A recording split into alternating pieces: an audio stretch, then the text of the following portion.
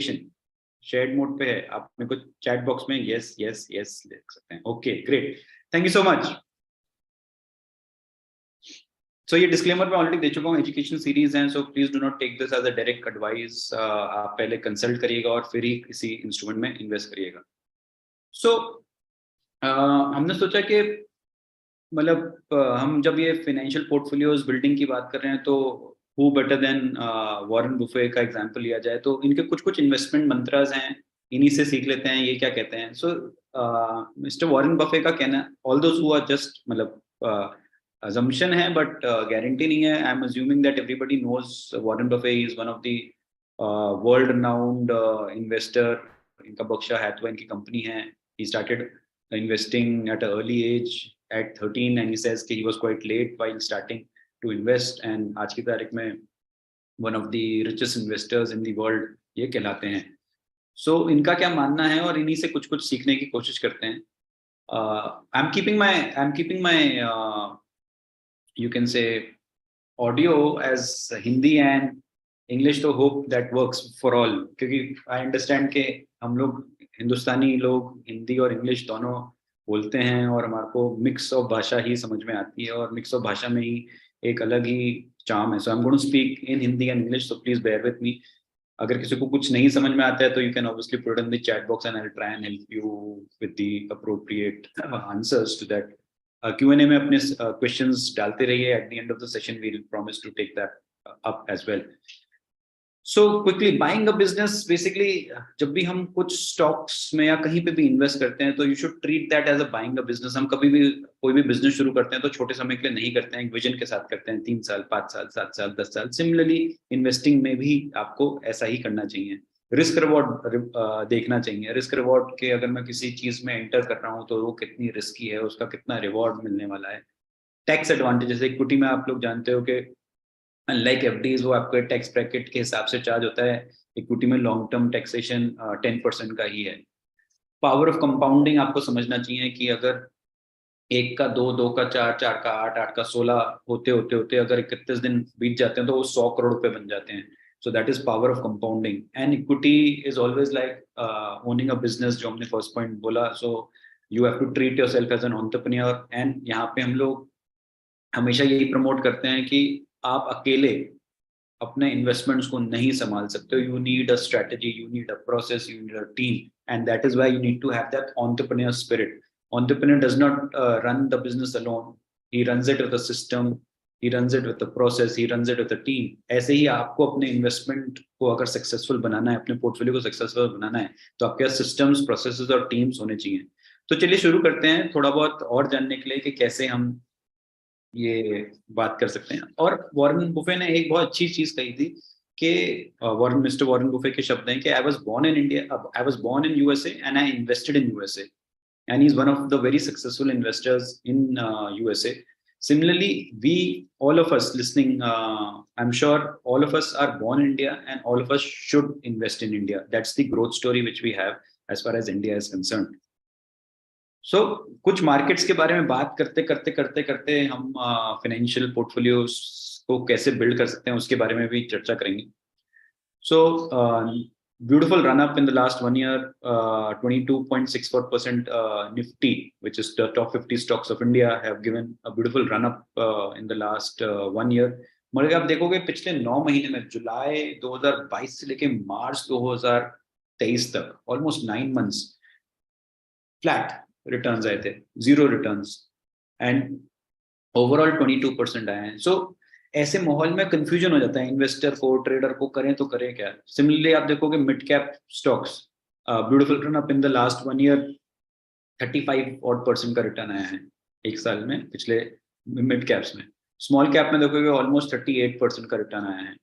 Now ये आप एक हमने कंबाइन करने की कोशिश करी है, ग्राफ को आप समझने की कोशिश करना। ये जो ब्लैक है ये मिड कैप को रिप्रेजेंट कर रहा है। ये मैं 2019 से दिखा रहा हूँ आपको, 2019 से लेके टिल डेट, बिल्कुल लेटेस्ट डेटा है। मतलब कल रात को और सुबह पूरा स्लाइड्स को पूरा अच्छी तरह से अपडेट करके ही आपको प्रेजेंट कर रहे हैं। सो ये आपको बिल्कुल फ्रेश एंड लाइव डेटा मतलब अप टू डेट डेटा मिल रहा है। सो यहाँ पे आप देखोगे ये ब्लैक जो ग्राफ है, this represents the mid cap. So 2019 से लेके अब तक मिड कैप स्टॉक्स और mid cap index has risen by 96%. ये जो ब्लू है ये BSE 500 top 500 stocks in India, they have gone up by 76%. Blue line जो है ये निफ्टी 50 है, जो हम सब लोग जानते हैं, ये 72% से बढ़ी है. और स्मॉल कैप 65% से बढ़ी है 2019 से. अब what I am trying to put across is, बहुत से इन्वेस्टर्स, हम लोग क्या सोचते हैं इसकी इस स्लाइड को देख के, अरे स्मॉल कैप 38% बढ़ गया अब क्रैश आने वाला है, मिड कैप 35% बढ़ गया अब क्रैश आने वाला है, और निफ्टी 22% बढ़ा है तो बहुत बढ़ गया है. नाउ यू अंडरस्टैंड कि यहाँ पे small cap out of all the indexes सबसे कम ही बढ़ा है 65%, और यहाँ पे आप देखोगे यहाँ पे सबसे ज्यादा बढ़ा है एक साल में.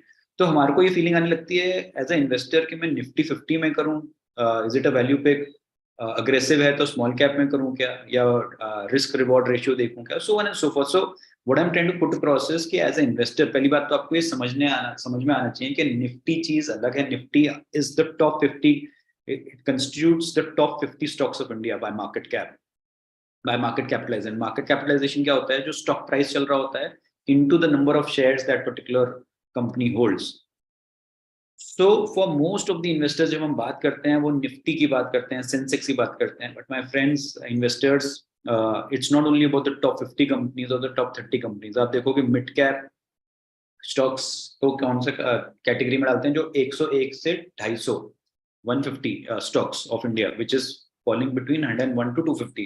Small cap क्या होते हैं, 251 से लेके 500 stocks of India. Broader market 500 top 500 stocks से गिनी जाती है. ये आप तो यहाँ पे मतलब ईयर टिल डेट अभी मतलब वो कहते हैं ना पिक्चर अभी बाकी है, इट्स जस्ट दी स्टार्ट. अगर आप ईयर टिल डेट परफॉर्मेंसेस देखोगे तो मैंने 2019 से दिखाई, ये एक साल से दिखाई, और ये आप देखोगे ईयर टिल डेट है. निफ्टी 50 4% बढ़ा है, BSE सेंसेक्स 4% बढ़ा है, टॉप 500 कंपनी ब्रॉडर मार्केट जिसे कहते हैं 4.44 बढ़ा है.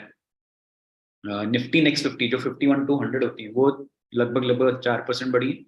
और small cap and mid cap have given a good run up of 10-11%. But the मतलब the juice is still left in the you can say stock market beyond after this run up as well. थोड़ा सा और समझने की कोशिश करते हैं. Busy slides हैं बट आप मतलब मेरे शब्दों पे ध्यान दीजिएगा. What I am trying to tell you is कि हम लोग अगेन बहुत सी बार क्या सोचते हैं कि बस इंडेक्स, निफ्टी इंडेक्स होता है, स्मॉल कैप होता है, मिड कैप होता है और that's about it. But there are something called as sectoral indexes, thematic indexes as well. अगर आप देखोगे पिछले 12 महीने का और ईयर टिल डेट भी देखेंगे हम, ये सब लेटेस्ट डेटा है, बिल्कुल अप टू डेट डेटा है, don't worry on that. PSU banks have given a good run up, almost आप देखोगे 60-65% का रन अप दिया है PSU बैंक्स ने पिछले 12 महीनों में. FMCG ने ऑलमोस्ट 38-40% का रिटर्न दिया है. प्राइवेट बैंक्स ने 35% का रिटर्न दिया है. Reality sector, metal sector, banks, automobiles, financial services, MNCs companies जो होती हैं, मल्टीनेशनल कंपनीज जो होती हैं जिनका इंडिया में भी प्रेजेंस है, बाहर भी प्रेजेंस है, वैसे वाले स्टॉक्स ने अच्छा परफॉर्मेंस दिया पिछले 12 महीनों में. वर्स्ट परफॉर्मिंग स्टॉक्स या वर्स्ट परफॉर्मिंग कंपनीज क्या है, financial services, MNCs, infrastructure, India consumption, commodities, pharma, IT, energy, media, इन सब ने कम रिटर्न्स दिए हैं as compared to the top performing. मतलब इन्होंने तो नेगेटिव रिटर्न्स दिए हैं, media, energy. IT is yet to catch up. Now somebody, now again common sense क्या कहता है, जब IT ने नहीं परफॉर्म करा है पिछले 12 महीनों में, तो अगले 12 महीने में कौन विनर रह सकती है. While it's not a tip here, but what I am trying to say is कि आपको ये समझना पड़ेगा इन सब डेटा से. व्हाट वी डू इज हम लोग कुछ ना कुछ एक थर्ड पार्टी वेबसाइट पे जाते हैं, हम लोग कुछ ना कुछ गूगल करते हैं. आजकल इतने सारे सोशल मीडिया पे यूट्यूबर्स आ गए हैं, with due respect to them, they are doing a phenomenal job, but please help me understand, they do not hand hold you. वो आपको हैंड होल्डिंग नहीं दे पाते हैं. वो सिर्फ और सिर्फ एक स्पॉन्सर्ड एड के तहत किसी ने उनको स्पॉन्सर कर रखा होता है उनके वीडियो पे, और वो कुछ ना कुछ आपको कहते हैं कि करोड़पति कैसे बने, ये 5 स्टॉक्स में इन्वेस्ट कर लो तो करोड़पति बन जाएंगे, ये मल्टी बैगर स्टॉक्स हैं. So that is not the way to actually become a करोड़पति, and that is not the way to build your portfolio just by listening to a video. You need to drill down to these statistics जो मैं आपको यहाँ पे अभी screen के सामने आपको शेयर करके दिखाने की कोशिश कर रहा हूँ. ऑटो में देखोगे ईयर टिल डेट 17% की उछाल आई है, FMCG में 18% की आई है, रियलिटी सेक्टर में 19% की आई है, PSE सेक्टर में 15% की आई है. So what I am trying to put across is, अब जैसे अंडर परफॉर्मेंसेस देखते हैं, IT इस साल बढ़ा ही नहीं है। तो do you really think that IT stocks are not going to do well in the times to come? IT as a sector is not going to do well. Media के बारे में कमेंट करना थोड़ा सा मुश्किल है आम जनता के लिए। Metal stocks are always cyclical, comment करना मुश्किल है। PSU banks are deep value stocks, but क्योंकि पिछले साल बहुत रन अप दे दिया था, अभी अंडर परफॉर्म कर रहे हैं। रियलिटी में एक उछाल आया है, 19-20% ऑलरेडी बढ़ चुका है। Services sector within the Nifty, जो सर्विसेज सेक्टर है वो -2, which mainly constitutes of IT, that is why it is under performing. तो what I am trying to put across is, ये स्लाइड से आप इतनी सारी इंफॉर्मेशन गैदर कर सकते हो moving forward in terms of building a portfolio. So थोड़ा सा आगे और बढ़ते हैं, समझते हैं कि इन्वेस्टिंग स्टाइल्स आपके नजरिए से आप कौन सा चाहते हो। यदि आप एक डाइवर्सिफाइड इन्वेस्टिंग चाहते हो, so what you are supposed to be doing is you need to decide कि मेरे को कौन सा स्टाइल पसंद है। डाइवर्सिफाइड इन्वेस्टिंग पसंद है तो म्यूचुअल फंड्स के अलावा कुछ करिए ही मत। अगर कॉन्सेंट्रेटेड इन्वेस्टिंग पता है तो डायरेक्ट इक्विटी से बेहतर कुछ हो नहीं सकता। There is nothing better than direct investing, direct equity when it comes to concentrated investing. When you are wanting to do focused investing, then portfolio management services which starts with 50 lakhs and above, and then there is alternate investment funds which starts with 1 CR. That's the bestest way. So आपको ये choose करना है कि आपका investing style आप क्या रखना चाहते हो। डाइवर्सिफाइड रखना चाहते हो तो म्यूचुअल फंड से बेहतर कुछ भी नहीं है। कॉन्सेंट्रेटेड रखना चाहते हो डायरेक्ट इक्विटी से बेटर कुछ नहीं है। फोकस्ड रखना चाहते हो तो PMS से बेटर कुछ भी नहीं है। अब डायरेक्ट इक्विटी में ये नहीं कि आपने वीव सीन दैट 50, 100, 200, 300 स्टॉक्स ले लेते हैं, तो उसको मैनेज करना बहुत मुश्किल है। Now how do you actually do concentrate, because अगर आपको 50, 100, 150, 200 ही करना है तो वो तो डाइवर्सिफाइड इन्वेस्टिंग हो गई, तो आपको म्यूचुअल फंड रूट लेना चाहिए था।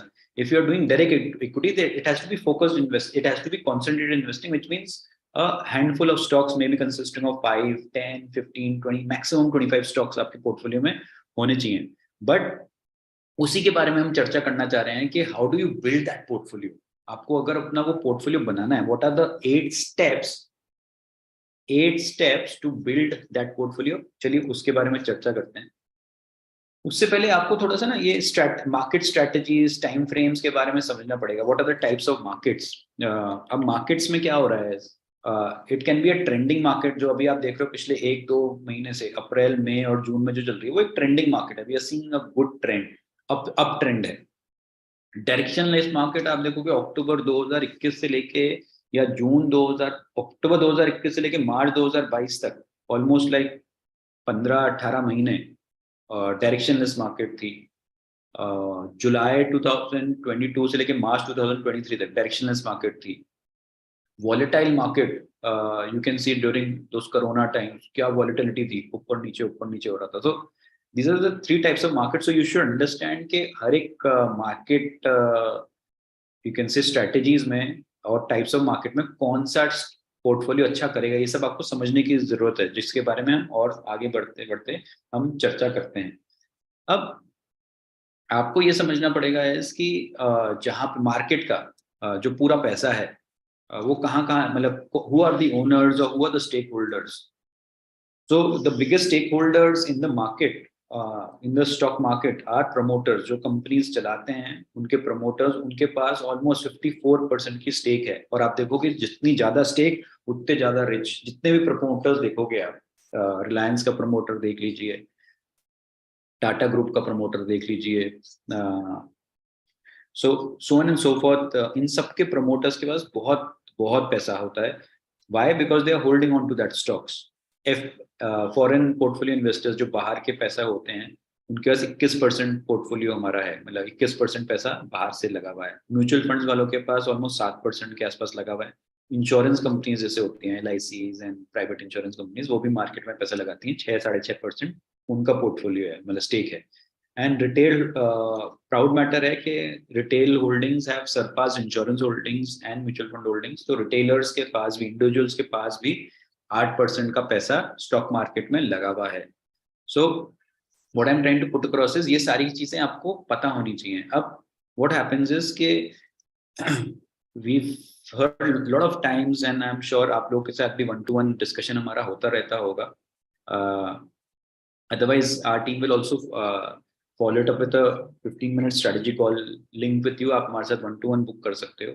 अब होता क्या है ना, we keep getting these noise, news, and as an investor बात कर रहा हूँ मैं, कि हमारे को ये यूट्यूबर, सोशल मीडिया में direct plans, regular plans, brokerage, discount brokers की बातें करते हैं, ब्रोकरेज हाई की बातें करते हैं. सो प्लीज अंडरस्टैंड, ये सारी की सारी चीजें आप लोग एट एन इंडिविजुअल लेवल यदि आप करने लगे, आप डायरेक्ट प्लान्स करने लग गए, आप जीरो ब्रोकर्स या डिस्काउंट ब्रोकर्स के पास जाने लग गए, so there is no hand holding there. And जैसे कि मान लीजिए हम एक रेस्टोरेंट जाते हैं, हम ज्यादा पैसा, मतलब एक अच्छे रेस्टोरेंट जाते हैं, हम एक अच्छे लॉयर को हायर करते हैं हमारे केस फाइट करने के लिए, हम अच्छे एक सीए के पास जाते हैं, ज्यादा फीस देते हैं, हम अच्छे होटल में रुकते हैं. Why are we paying a higher fee for better services, for better experiences?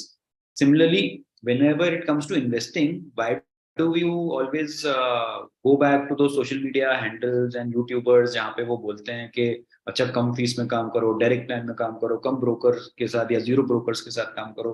Please understand के फाइनेंशियल, जब आप एक पोर्टफोलियो बिल्ड करते हो तो you need a team, you need an army of people who can act with you, who can help you execute, who can help you monitor, who can help you rebalance your portfolio.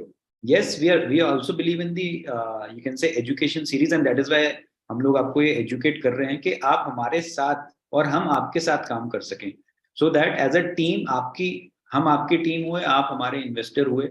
So you are informed as to how you need to build a portfolio, how you need to create a portfolio, आपको कौन से समय में क्या करना चाहिए. फिर आप हमारे साथ रेडिली, एक रेडी टीम मेंबर्स हैं हमारे पास, प्रोसेसेस होते हैं, सिस्टम्स होते हैं, टेक्नोलॉजी एक्सेस होता है, नॉलेज होती है, प्रायर नॉलेज होती है, ज्यादा टाइम होता है आप लोगों के साथ, ज्यादा सिस्टम, प्रोसेसेस, टूल सेट्स होते हैं. So we are able to give you a informed decision quickly. So what I'm trying to put here and promote here is कि please do not invest via a technology only platform which has no physical presence, because you're not going to get anywhere in the long term. And in the long term, it is all about power of compounding, all about knowing your portfolios in the short term, mid term, long term, diversifying your portfolio in the right asset classes. In the short term, even with us it can B 1 साल, 2 साल, 3 साल ऐसा हो सकता है कि हम under perform कर रहे हो. But as I told you is, investing in equity markets is all about owning that stock, owning that mutual fund, owning that business for a long term, and then being successful. So okay, moving on, ये थोड़ा बहुत जो हमारे को queries मिलती है मैं वो भी साथ साथ हैंडल करे जा रहा हूँ. एक साथ साथ आपने ये भी सुना होगा कि इन्फ्लेशन चल रहा है, जीडीपी ग्रोथ चल रही है, India is one of the fastest growing countries. At the same time per capita income, लोगों ने सुना होगा, पर कैपिटा इनकम होता है कि एक आम आदमी कितना कमा रहा है. तो ये एक्सपेक्टेड है कि जैसे ही हमारी इकोनॉमी 5 ट्रिलियन 10 ट्रिलियन की तरफ भागेगी, which means in the next 5 years, 10 years, we are expected to become a 5 trillion, $10 trillion economy.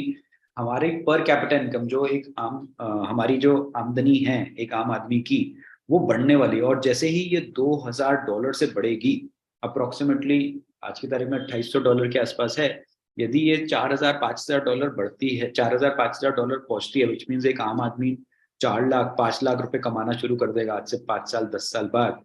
So there is going to be a tsunami of, you can say, consumption. There's going to be a tsunami of expenses by these middle class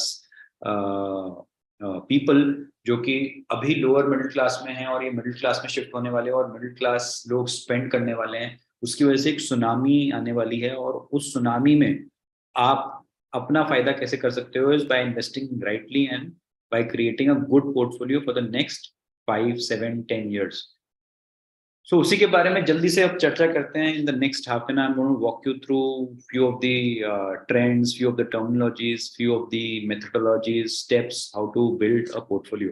So पहले तो आप ये समझ लीजिए कि एक bull market और bear market क्या होता है. बुल मार्केट टिपिकली क्या होता है, जब मार्केट्स 20% से ऊपर चलने लगती है, जो मैंने अभी देखा पिछले 1 साल में, आपने देखा 20% से ज्यादा रिटर्न दे रही है, तो we are entering in something called as a bull market, bull phase.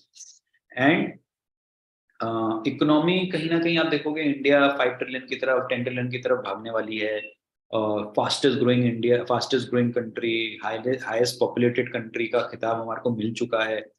So the good part is, जो लोग घबरा रहे हैं अभी भी, लेट मी टेल यू, जो लोग घबरा रहे हैं कि अच्छा रनअप आ गया, करेक्शन आना है क्या, तो let me tell you, average length of a bull market is 7 years, 7 साल रहता है. और बेयर मार्केट पे चलते हैं. बेयर मार्केट होता है जहाँ पे मार्केट्स ऑलमोस्ट 20% से ज्यादा गिर जाती हैं, या एक एवरेज लेंथ उसमें 1 साल से परफॉर्म नहीं कर रही होती है। हमने देखा अक्टूबर 2021 से लेके मार्च 2023 तक ऑलमोस्ट 1.25 साल 1.5 साल हो गए थे, मार्केट्स डिड नॉट परफॉर्म। गिरा, बहुत ज्यादा नहीं गिरा था, वी सॉ 10 से 12%, तो we literally saved ourselves from entering into a bear phase. But कहीं ना कहीं एक पेसिमिज्म था मार्केट में, और 1-1.5 साल से मार्केट्स अंडर परफॉर्म कर रहे थे। So I personally feel कि the bear market is behind and the bull market is taken control over the market. So times to cheer and time to get optimistic about the markets. Now building the portfolio के बारे में कुछ कुछ चीजें basic समझते हैं। एक तो टॉप डाउन अप्रोच होता है और एक बॉटम अप अप्रोच होता है। So it's always more sensible. होता क्या है, टिपिकली आप लोग समझना है इस बात को, हम लोग क्या करते हैं, इस स्लाइड को ध्यान रखना, मैं कैंसिल कर रहा हूँ अभी।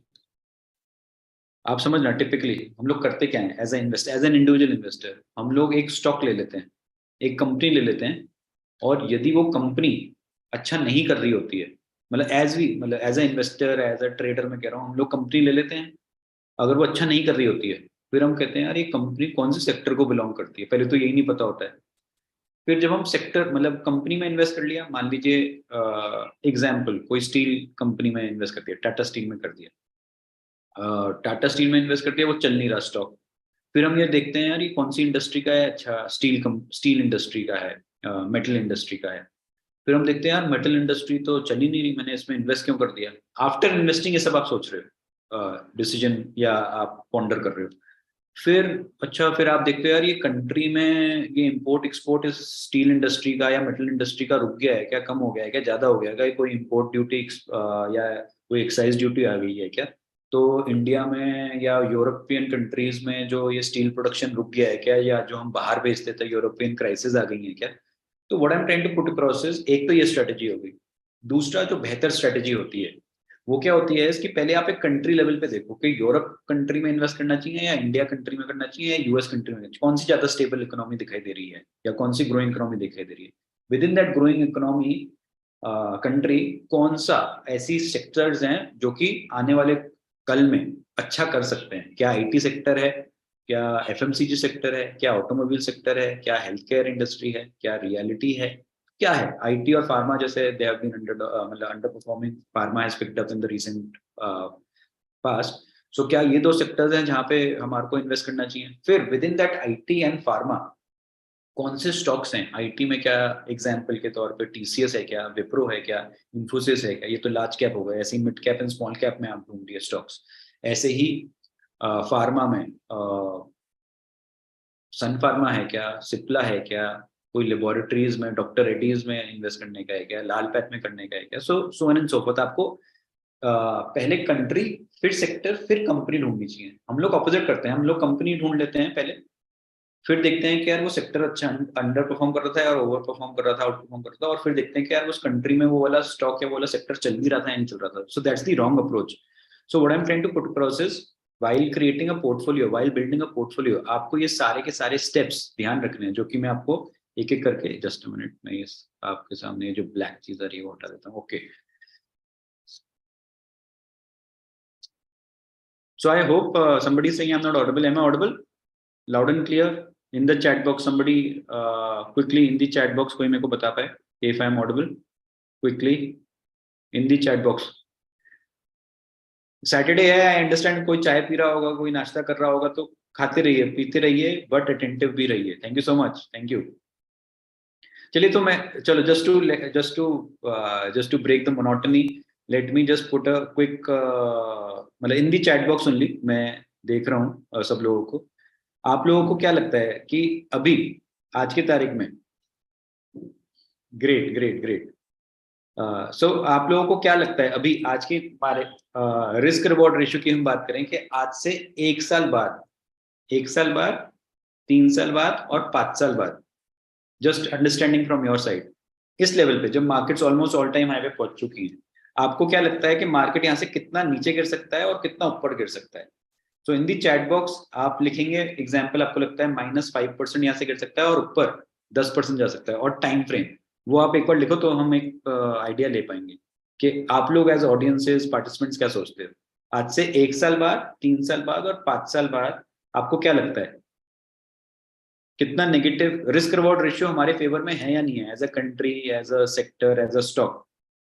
1:2 है, 1:4 है, कितना लगता है? कोई कह रहा है -10 + 15, कोई कह रहा है -5 + 15, कोई कह रहा है -15 + 25, कोई कह रहा है 3 साल में 25% बढ़ेगा, +15 +10, 1 साल में 10% बढ़ेगा। Okay, so we have all, मतलब let me just tell you कि all of you are giving the somehow, मतलब आप लोग कहीं ना कहीं सही अनुमान लगा रहे हो कि आने वाले टाइम में the risk reward ratio is in favor of the investor.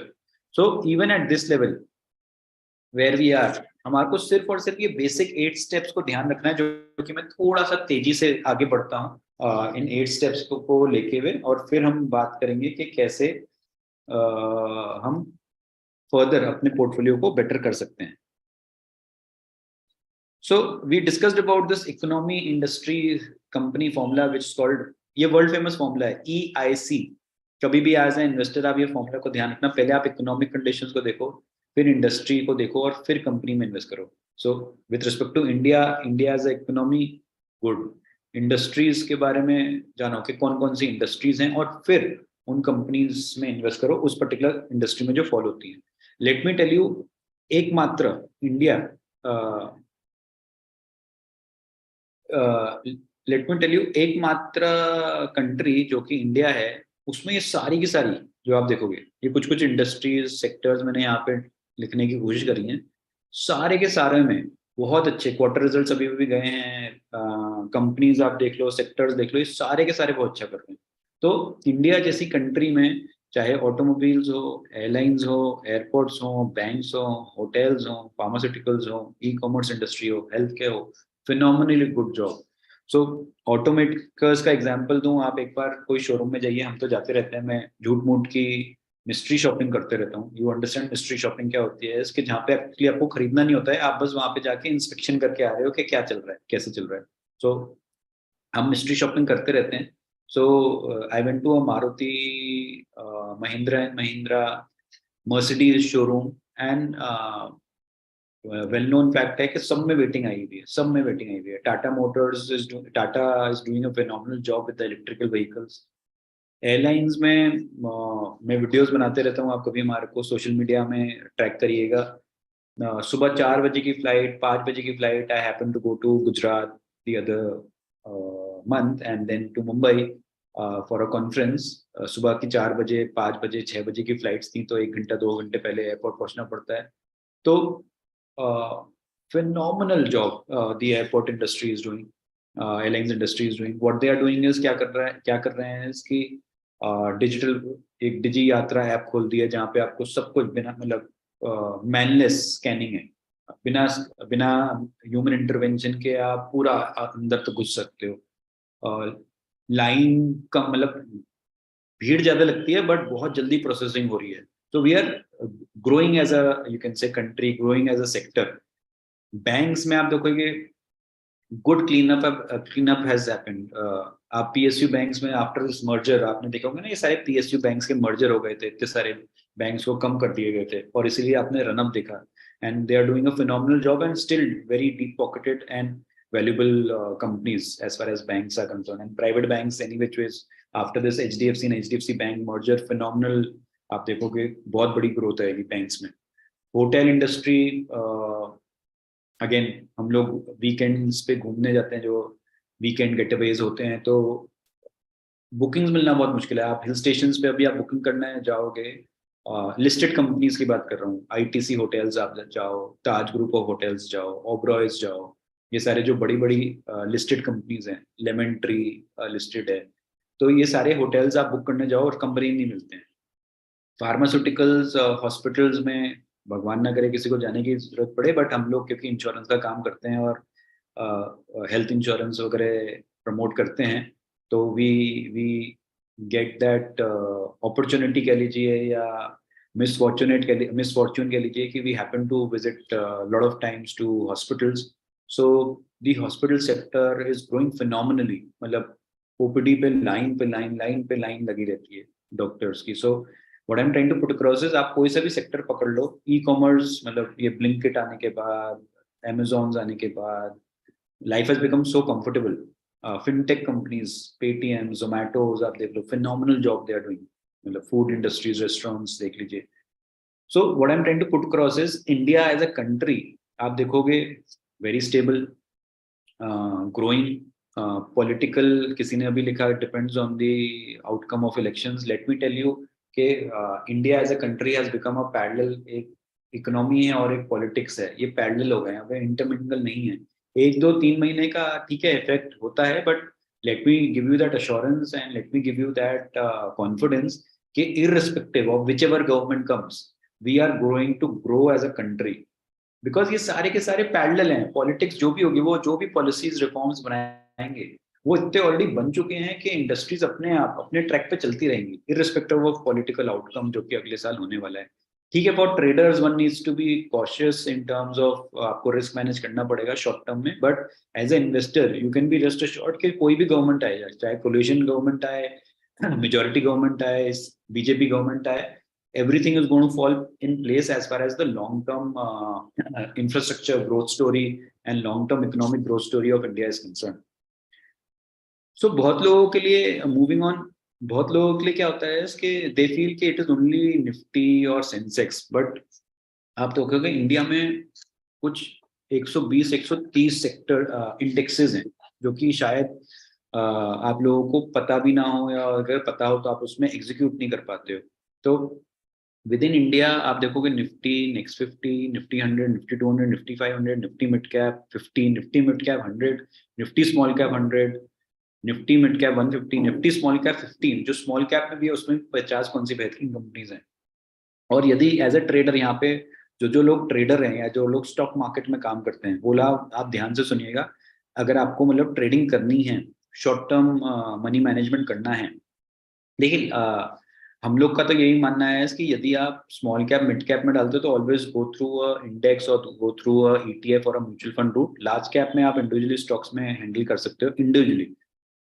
यदि आपको और देखना है तो आपको ये देखना पड़ेगा, जैसे एग्जाम्पल के तौर पे हम सेइंग कि ये निफ्टी मिड कैप 13192 पे है और इसका 52 वीक हाई है 13212, तो it is almost going to give a breakout. तो यहाँ से और तेजी आने की संभावना है. सिमिलरली आप देखोगे निफ्टी स्मॉल कैप इंडेक्स 10450 है, ये 10478 इसका ऑल टाइम हाई है, तो again it is ready to give a breakout. Nifty next 50 43,836 है, ये 45,500 पे है, तो अभी दूर है 52 वीक हाई पे, तो अभी ब्रेकआउट की संभावना कम दिखाई दे रही है. तो यहाँ पे आप देखोगे निफ्टी 200 9,943 है, 9,962 है, तो ये ब्रेकआउट की तैयारी पे है. तो व्हाट टाइम ब्रेकआउट का मतलब होता है कि वो नेक्स्ट मतलब अपना रेजिस्टेंस तोड़ के, अपना 52 वीक हाई तोड़ के एक नेक्स्ट लेग ऑफ रैली देने के लिए तैयार है. तो ये सेक्टोरल इंडेक्सेस हैं, बैंक्स के, ऑटो के, फाइनेंशियल सर्विसेज के, FMCG, IT, media, metal, pharma, PSU. जब आप इनको एनएससी की साइट पे जाओगे, क्लिक करोगे, तो उसमें सारे जो स्टॉक्स होते हैं इन सब इंडेक्सेस में, वो आप देख सकते हो, और फिर उन स्टॉक्स में आप एक पोर्टफोलियो बना सकते हो of 10, 15, 20 following the rules which we are going to और we are discussing. So next step is strategical asset allocation versus tactical asset allocation.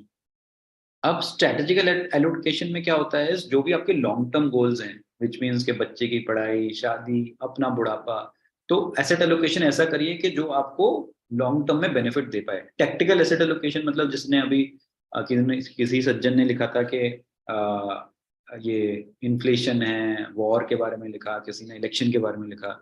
तो शॉर्ट टर्म को ध्यान में रखते हुए आपने अपना एसेट एलोकेशन चेंज करा, करंट मार्केट पोजीशंस को देखा और उस हिसाब से अपॉर्चुनिटी बेस्ड आपने मान लीजिए आईटी में इन्वेस्ट कर दिया, फार्मा में इन्वेस्ट कर दिया, या ऐसे मानसून आ रहे हैं, मानसून आने वाला है, बारिश आने वाली है. अभी हमने गुजरात में देखा एक साइक्लोन थंडरस्टॉर्म आने की संभावना है, ऑलरेडी वहाँ पे काफी अफरा तफरी चल रही है. यहाँ पे मतलब मिडिल इंडिया में मानसून अच्छे आने की संभावना है, तो कौन से स्टॉक्स अच्छा कर सकते हैं, तो that is called tactical asset allocation. So you need to divide your holdings between long term and short term and then do the asset allocation accordingly. Investing versus trading, ये बहुत इंपॉर्टेंट है. आपको अपना इन्वेस्टिंग का पैसा अलग रखना चाहिए, ट्रेडिंग का पैसा अलग रखना चाहिए. मान लीजिए कि इलेक्ट्रिकल व्हीकल की वजह से आपको लगता है, इलेक्ट्रिक व्हीकल थीम की वजह से आपको लगता है कि टाटा मोटर्स अच्छा करने वाला है अगले एक महीने में। आपने टाटा मोटर्स खरीद लिया और उसका रिजल्ट ड्यू होने वाला था, मान लीजिए क्वार्टर रिजल्ट ड्यू होने वाला था और इलेक्ट्रिक व्हीकल का वो राजा बना हुआ है टाटा मोटर्स एग्जाम्पल के तौर पे, please do not take this as a tip, as a disclaimer, I am repeating again and again. So आपको करना क्या है इसकी, आपने टाटा मोटर्स लिया, एक महीने के टाइम होराइजन से लिया क्योंकि क्वार्टर रिजल्ट आने वाला था और आपको इलेक्ट्रिकल व्हीकल की स्टोरी आपको पता लग गई थी। एंड आपके खरीदने के बाद टाटा मोटर्स नीचे चला गया, मान लीजिए -10% चला गया, तो और एक महीना बीत गया, आपने एक महीने के होराइजन से लिया था और एक महीना बीत गया। हम लोग क्या करते हैं, वो जो ट्रेडिंग कॉल था टाटा मोटर्स का, उसमें हम इन्वेस्टर बन जाते हैं। Please don't do this, that's never ever a good strategy. कि जो मेरे लॉस मेकिंग बेट्स हैं, एज अ ट्रेडर अगर आपने उसको लिया था, आप उसके ऊपर बैठे रहते हो एज अ इन्वेस्टर सोच के कि कभी ना कभी तो बढ़ेगा ना। It's true, Tata Motors a good company, phenomenal company, fundamentally very good company, but आपने किस मेंटालिटी से लिया था, एज अ ट्रेडर। तो आपको एज अ ट्रेडर मेंटालिटी से ही उसको एग्जिट भी कर देना है with in that time frame. इधर इट अचीव्ड योर टारगेट्स, मतलब इट आपका with in that time frame, एक महीने के अंदर आपको 5, 10, 15% का प्रॉफिट दे गया, या आपको लॉस दे गया। आपने टाइम फ्रेम चूज कर रखा था, एक महीने के अंदर अंदर मेरे को इसमें से एग्जिट करना है, चाहे पॉजिटिव में हो या नेगेटिव में हो। सो that is called a trader and that is called a rule based trading. तो आपको ये सब सीखना पड़ेगा कि अगर मैं इन्वेस्ट कर रहा हूँ तो मुझे इन्वेस्टिंग की तरह ट्रीट करना है उस पर्टिकुलर स्टॉक या उस पर्टिकुलर एसेट क्लास को, और यदि मैं ट्रेडर हूँ तो मुझे ट्रेडर की तरह उसको ट्रेड करना है या इस्तेमाल करना है उस पर्टिकुलर एसेट क्लास को। सो that is the step number 3।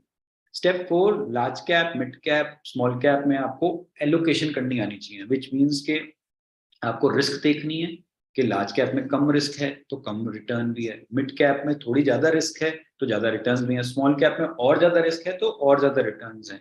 तो चाहे टाइम होराइजन बड़ा करिए, चाहे अपना जो मनी एलोकेशन है।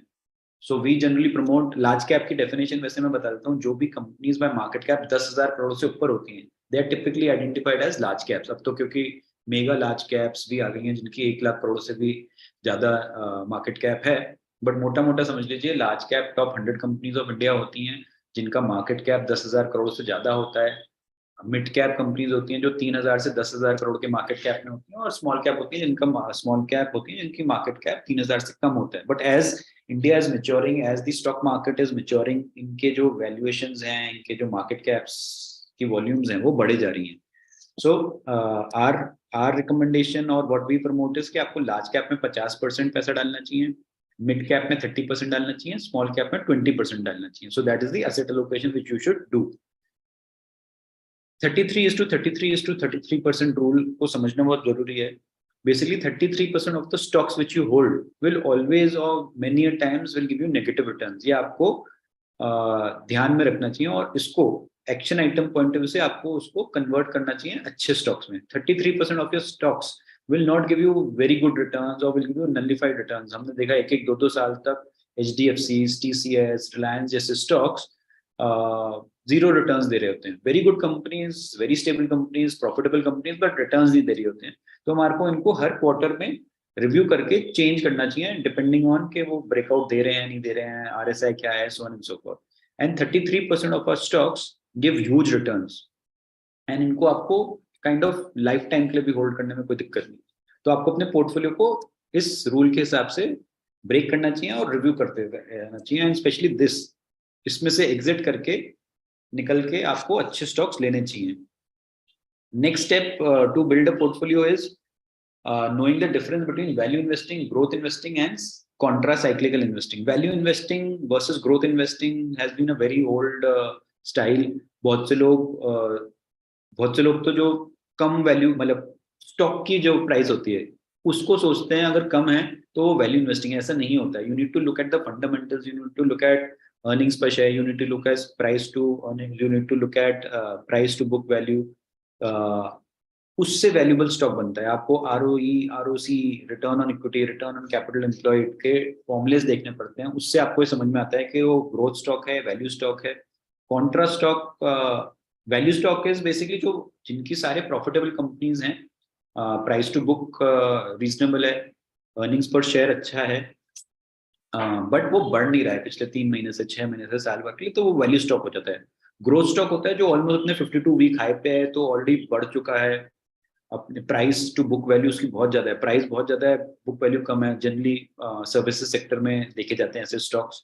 तो आपको मतलब जो ग्रोथ इन्वेस्टर होता है, ग्रोथ इन्वेस्टिंग करता है, वो हमेशा महंगे स्टॉक्स लेता है, महंगे स्टॉक्स मतलब जो चल रहे हैं ऑलरेडी, क्योंकि उनको लगता है कि वो और चलेंगे, सो that is one style. Contra and cyclical, जैसे मेटल्स में आप देखोगे साइक्लिकल व्यू होता है, कभी कभी चलते हैं, पीएसयू बैंक होते हैं साइक्लिकल होते हैं। कॉन्ट्रा होता है जैसे मान लीजिए लॉकडाउन लग गया था और एयरलाइन इंडस्ट्रीज बंद थी, तो कॉन्ट्रा व्यू ले लिया आपने by buying Indigo, by buying PVR INOX shares, क्योंकि जब वो चल ही नहीं रहे बट आपको लगता है कि जब भी वो चलेंगे तो बहुत तेजी आएगी, तो that is called Contra view. तो ऐसे भी आपको अपने पोर्टफोलियो को बिल्ड करना है, हमें मदद मिलती है। देन वो हमने स्टार्टिंग में बात कर ली कि आपको कौन से वक्त में म्यूचुअल फंड्स में डालना चाहिए, कौन से वक्त में इक्विटी में डालना चाहिए, कौन से वक्त में पीएमएस में डालना चाहिए। तो you should be very clear कि कितना पैसा म्यूचुअल फंड्स में, अगर आप डेप्थ सेवर इन्वेस्टिंग चाह रहे हो, अगर आप कॉन्सेंट्रेटेड इन्वेस्टिंग चाह रहे हो तो कितना पैसा इक्विटी में, और अगर आप फोकस्ड इन्वेस्टिंग चाह रहे हो तो कितना पैसा पीएमएस में जाना चाहिए।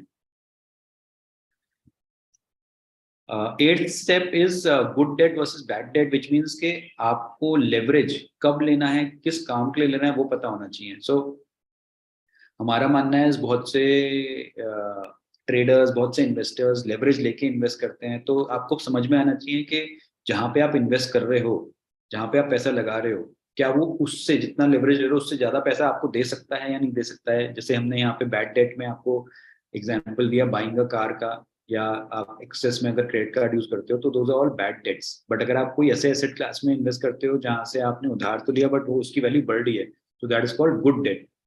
So with this, we empower ourselves by knowing the 8 steps to build a portfolio. तो कुछ कुछ बस आपको ये समझना आना चाहिए कि फंडामेंटल एनालिसिस काम आती है जब आप एक इन्वेस्टर हो, टेक्निकल एनालिसिस काम आती है जब आप एक ट्रेडर हो, this is more from a short term point of view से RSI parameters, MACDs, long short term mid term averages आपको यहाँ पे टेक्निकल एनालिसिस में काम आते हैं। कैंडल स्टिक्स फंडामेंटल्स में ROE, ROC, EPS, P, price to book, ये सारी चीजें काम आती हैं। क्वार्टर ऑन क्वार्टर रिजल्ट्स आपको ट्रैक करने पड़ते हैं। आपको as a trader price volume charts देखनी आनी चाहिए, सप्लाई डिमांड के कितना जो बिड आस्क रेशियो होता है उसमें कितना डिफरेंस है, तो उससे समझ में आता है कि प्राइस सप्लाई एंड डिमांड कितना ऊपर या नीचे जा रहा है। फंडामेंटल में आपको मैक्रो इकोनॉमिक कंडीशन समझ में आनी चाहिए, इंडस्ट्री एनालिसिस करना आना चाहिए, वैल्यूएशन मॉडल्स, फाइनेंशियल स्टेटमेंट्स पढ़नी आनी चाहिए, बैलेंस शीट्स, कैश फ्लोज पढ़ने आने चाहिए। ये कुछ कुछ इंडिकेटर्स हैं जो मैंने आपको बताया, dividend price, dividend yield ratio, price to earnings, earnings per share, debt to equity, book value, price to sale. तो आप ये समझना कि एक वैल्यू स्टॉक क्या होगा है, हमेशा डिविडेंड्स बहुत ज्यादा देता है, because they are old businesses, coal India types, Hindustan zinc types, ये सारे ऐसे स्टॉक्स हैं जो कि डिविडेंड अच्छा देते हैं, तो they are not growth investor, growth investing, वो आपको बहुत ज्यादा पैसा कमा के नहीं देंगे, but they are stable value stocks जिन्हें कहते हैं। बट अगर आपको डिविडेंड, आप ये हिंट ले लीजिएगा कि अगर डिविडेंड पेइंग स्टॉक्स नहीं है तो कहीं ना कहीं they know how to deploy money in a better business, और अपने बिजनेस को एक्सपैंड करना जानते हैं। जो डिविडेंड्स देते हैं वो क्या है, वो ऑलरेडी मेच्योर्ड कंपनी हो चुकी है, एक्सेस पैसा आ रहा है और वो अपने शेयर होल्डर्स को बांटते रहते हैं, अपने बिजनेस में नहीं लगाते हैं, because they think their business is already matured. So आपको वो माइंडसेट बनाना पड़ेगा, वो स्ट्रेटेजीज बनानी पड़ेगी कि आपको सुरक्षित मतलब सुरक्षा ज्यादा चाहिए या ग्रोथ ज्यादा चाहिए। तो अगर ग्रोथ ज्यादा चाहिए तो you should never invest in high dividend paying stocks, because simple है, बहुत सिंपल सी चीज है कि अगर हाई डिविडेंड पेइंग स्टॉक्स है तो प्रॉफिटेबल कंपनी तो है, तभी तो डिविडेंड दे रही है, बट वो अपने बिजनेस में रीडिप्लॉय नहीं कर रही है, बिकॉज वो सोचती है कि मेरा बिजनेस ऑलरेडी काफी स्टेबल है। वेराज जो प्रॉफिटेबल कंपनी है और आपको डिविडेंड नहीं दे रही है एज अ स्टेक होल्डर, वो बुरी बात है, बट वो अपने प्राइजेस, अपने बिजनेस को इंप्रूव कर रही है, बिजनेस को एक्सपैंड कर रही है, और वो वाला reward as a stakeholder, as a shareholder आपको उसके अर्निंग्स में और आपके प्राइस रिफ्लेक्शन में दिखाई दे जाएगा। तो ये सब कुछ कुछ इंडिकेटर्स हैं जो ध्यान रखना है। On qualitative factors of the company, ये सारी चीजें कुछ आपको देखनी चाहिए, business model, competitive advantage, management देखना चाहिए, कॉर्पोरेट गवर्नेंस देखना चाहिए। My request to all of you is, यदि आप सोशल मीडिया और यूट्यूब्स देखना ही चाहते हो यूट्यूबर्स को, तो please listen to the promoters of the respective companies, because they give beautiful insights about the future of their companies. तो आपको जब इंडस्ट्री देखनी है तो उनके कस्टमर्स कौन है, उनका मार्केट शेयर क्या है, इंडस्ट्री ग्रोथ क्या है, कंपटीशन क्या है, उनका रेगुलेटरी नॉर्म्स वो फॉलो कर रहे हैं नहीं कर रहे हैं, सो ऑन एंड सो फॉर्थ। ऐसे माहौल में आपको रिस्क मैनेज करना बहुत बहुत जरूरी होता है। तो आपको बिजनेस रिस्क समझ में आनी चाहिए, फाइनेंशियल रिस्क समझ में आनी चाहिए, अपना खुद का पोर्टफोलियो की रिस्क समझ में आनी चाहिए, अंडर वैल्यूड है, ओवर वैल्यूड है एज फार एज स्टॉक्स, ये समझने आना चाहिए। पेन इंडेक्स की बात करें तो ये सारी चीजें आपको साइकोलॉजिकल इफेक्ट्स से आपको दूर रहना है कि लॉस हो गया, under performance, missed opportunity, long time waiting period, loss in profit. हम देखते हैं कि 100 प्रॉफिट हुआ था, अब 80 हो गया, 70 हो गया, तो हम उन सबसे पेनफुल मोड में आ जाते हैं। तो ऑल दीज इमोशंस को आपको मैनेज करना आना चाहिए। ये कुछ कुछ कैरेक्टरिस्टिक्स हैं जो आपको अपने अंदर इम्बाइब करने हैं। आई एम श्योर के ये सब आप में हैं, बट इसमें और मात्रा में इसको आपको इम्बाइब करो। Become knowledgeable, have goals in your life, make the right decisions, be patient and be risk averse. आपको एज अ साइकोलॉजी आपको अपना माइंडसेट बहुत स्ट्रांग बनाना है। You should know where you are invested, you should know कि जहाँ पे मैं इन्वेस्टेड हूँ क्या मेरे पास 5 साल की होल्डिंग कैपेसिटी है उस प्रोडक्ट को होल्ड करने की। आप ग्रोथ इन्वेस्टर हो, वैल्यू इन्वेस्टर हो, कॉन्ट्रा इन्वेस्टर हो, आप क्या अपने इन्वेस्टमेंट्स को लेके ऑप्टिमिस्टिक हो या नहीं हो, are you very conservative with the use of your money. तो ये सारी की सारी चीजें आपको अंडरस्टैंड करनी है, बट एक चीज नहीं करनी है जो कि प्रिडिक्ट नहीं करना है। आपको स्ट्रेटेजीज बनानी है, एसेट एलोकेशन बनाना है, नॉलेजेबल होना है, बट प्रिडिक्ट नहीं करना है। एक एसेट जो आप सब लोगों के पास होना चाहिए वो है time. So please give your portfolio some time to grow, 3 years, 5 years, 7 years. India is here to stay, and let me tell you, India at 2030 is a golden opportunity for all of us. Participate in this growth story of India. You are born in India, invest in India. So that is what I can tell you on this ending note. At the same time, सब लोग को एक हमारी तरफ से 15 minutes का strategy link मिल गया होगा अब तक on your WhatsApps. So do book your 1-to-1 calls with us so that we can discuss on a 1-to-1 basis कि आपको गोइंग फॉरवर्ड क्या करना चाहिए, और आपके जो आइडियाज हैं we will help you implement those, execute those in the best possible manner as per the best capacity we have. So thank you so much. These were the 8 steps to build a portfolio. I'm sure that all of you will implement, execute what we have learned today. Wishing you a happy Father's Day once again. Wishing all fathers a happy Father's Day. आप लोगों के fathers को happy Father's Day. मैं एक father हूँ तो मुझे भी happy Father's Day.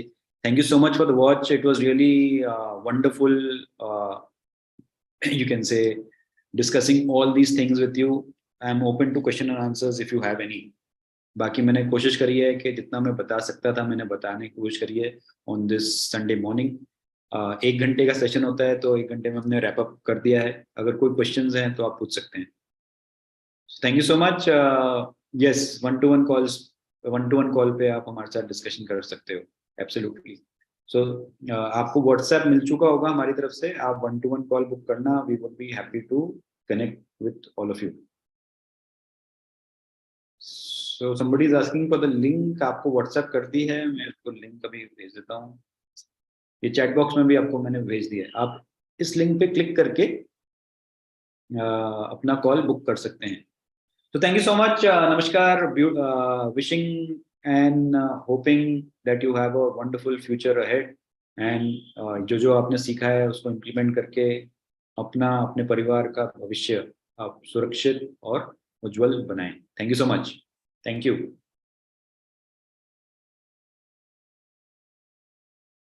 Auto sector is doing phenomenally well, and I think it's just the start. अगले 1-2 साल भी auto sector should be doing well. Metal is always cyclical, so infrastructure point of view से metals are always being used, so huge scope from a 3 to 5 year point of view से metal sector में बहुत scope नजर आता है। Infrastructure मतलब जो spending हो रही है वो phenomenal हो रही है। Okay, great. So thank you so much once again. Wishing all of you